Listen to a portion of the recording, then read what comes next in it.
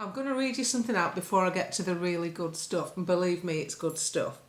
This is a post that I put out last night on Twitter and this morning on Facebook. According to my stats on Facebook, just from this morning, it's had 20,000 views, and that's about 2 hours ago.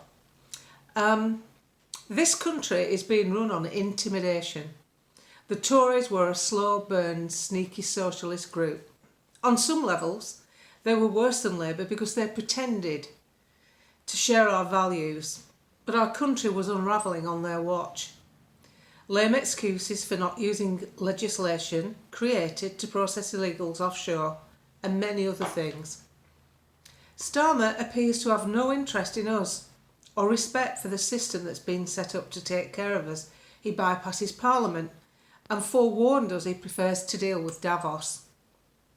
The nation has had a rough few years. Our elderly abandoned, people pushed into risky drugs with obscene profits, as smarty pants ministers, drunk on power and celebrity, ignored warnings to turn down the comms. Businesses crushed, lives shattered, lifetime friendships broken as sides were drawn based on media propaganda, who were handsomely rewarded for their efforts in filling us with unfounded fears. Not to mention the appalling rise in sudden cancers and life-changing effects. Our reward for tolerating all this is a crashed economy, a depressed nation, and a Prime Minister who seems to follow China's playbook in handling the nation. We now have a new increased policing of our social media. Starmer isn't listening. He never will, because he doesn't want to. Our protests are basically us, as a nation, begging for those we trusted with our sovereignty to take care of our own, to stop the madness, stop the boats, stop the rape, stop the fear. But those who should are not listening. How did we end up like this? Well, we know why we ended up like this, don't we? Neglect. It's just neglect. Focused on the wrong issues, overseas, making a name for themselves on the international stage. We're not interested. We're interested in what goes on in Britain, within our communities, our towns, and even our neighbourhoods, and it all gets neglected. We haven't got enough police, we've got a population that's growing. Who's going to sort it out? What can we do?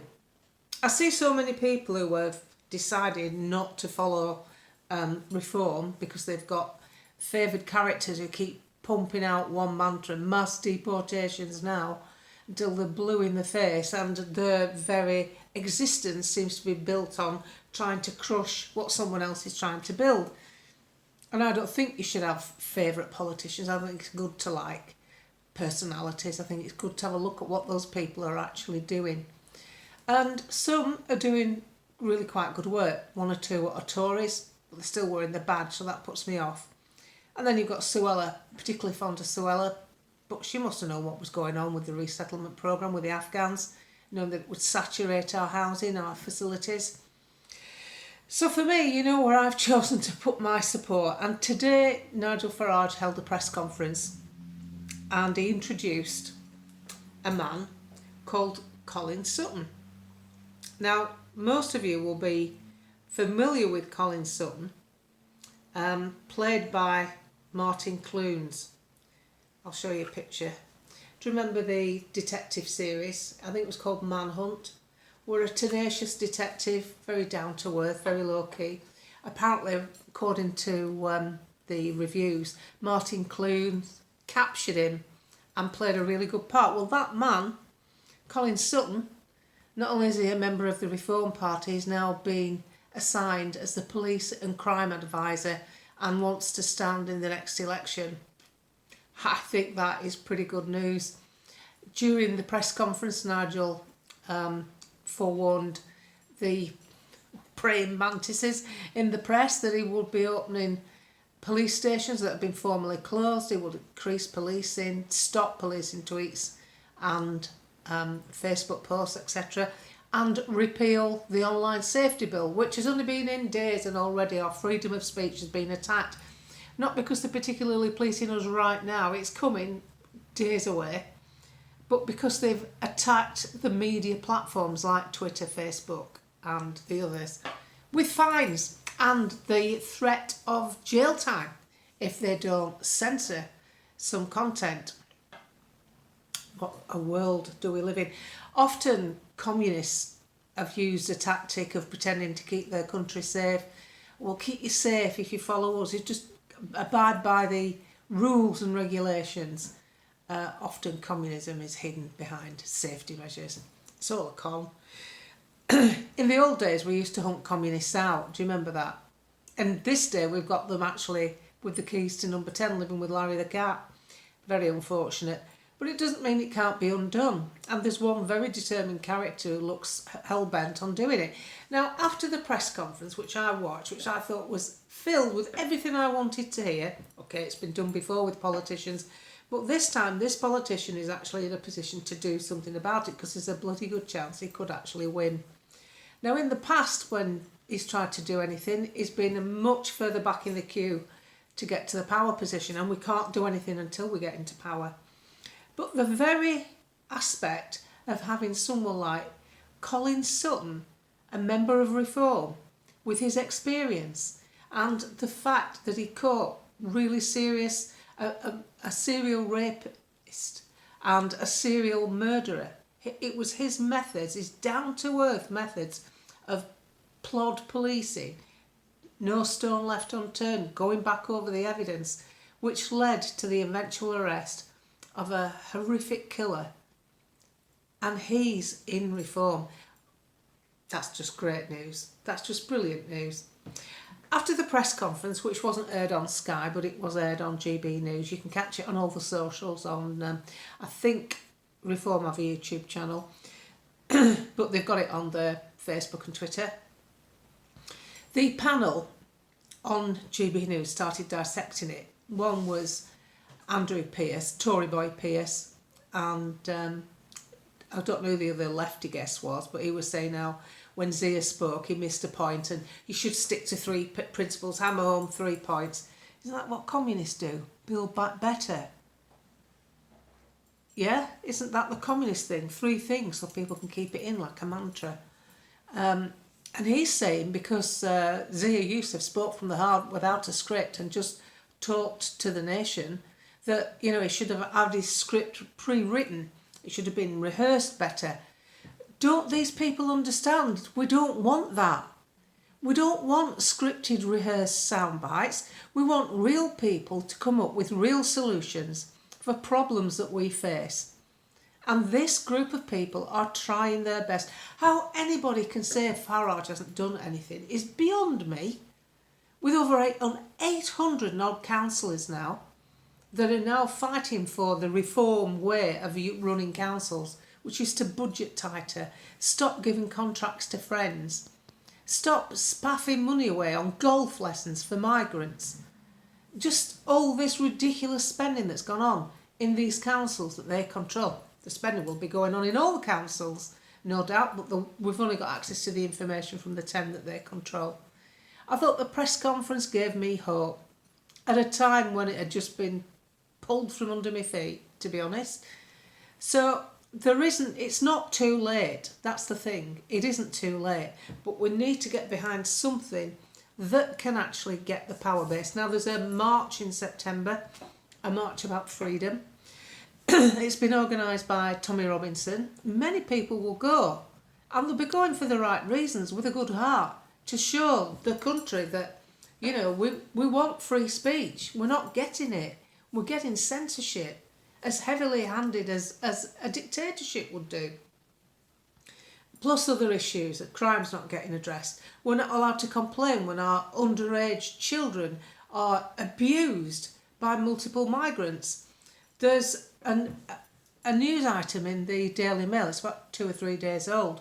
A young woman was attacked multiple times and subjected to a 2-hour ordeal. Can't use the word, I've slipped up a couple of times actually in this video, by 3 men. It describes them as she was attacked by 3 British men.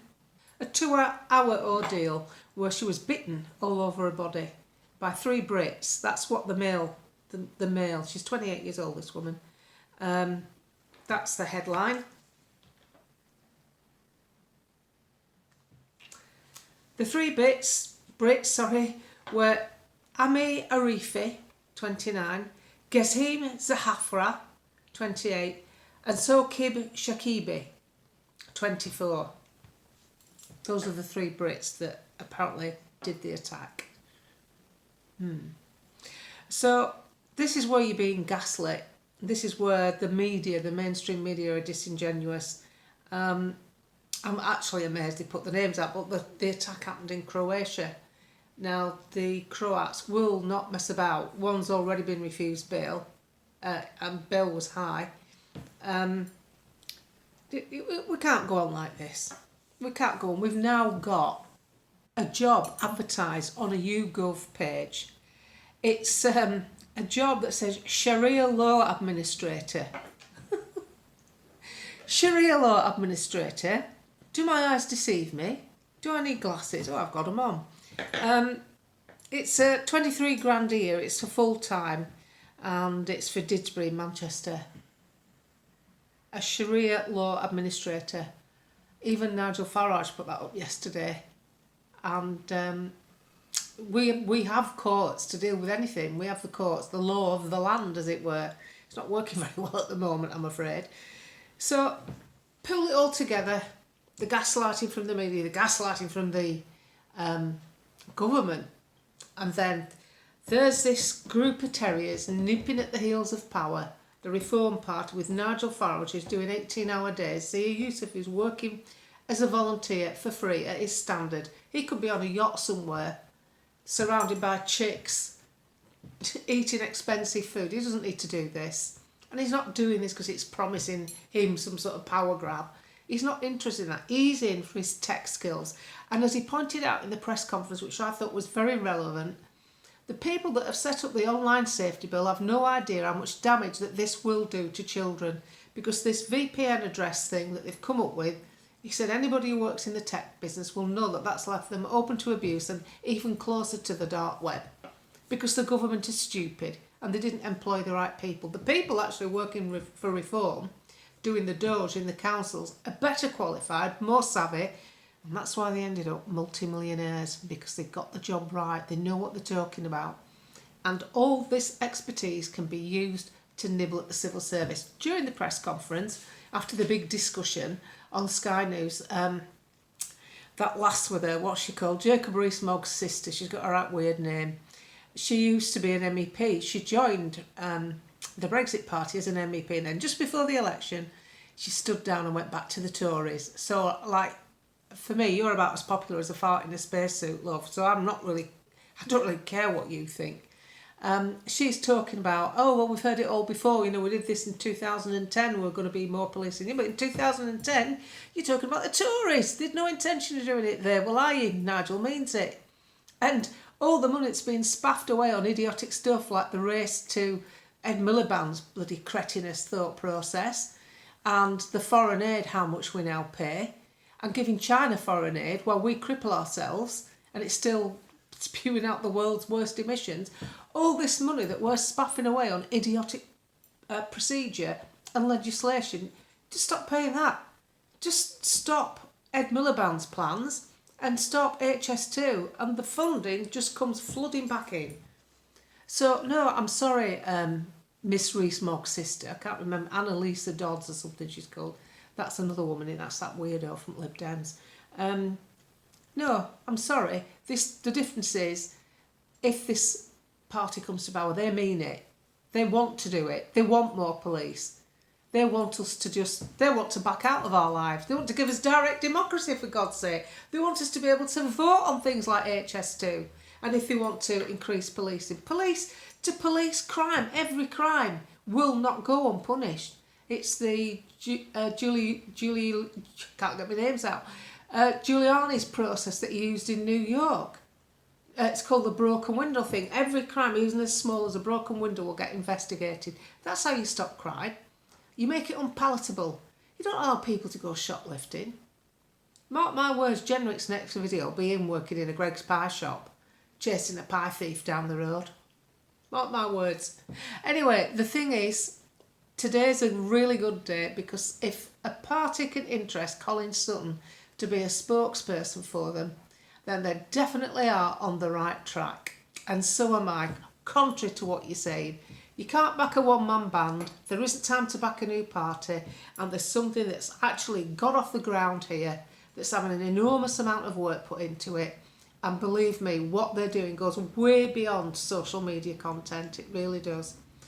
Anyway, if you like this channel, if you do click the subscribe button, it does help my reach. It pushes it further up the news feeds. That's a massive help. I'll never have more than the limited ads at the beginning. I'm not doing this for money. I'm doing this to try and make a difference. I'm too old to fight. I don't have any weapons, except this. So I use it.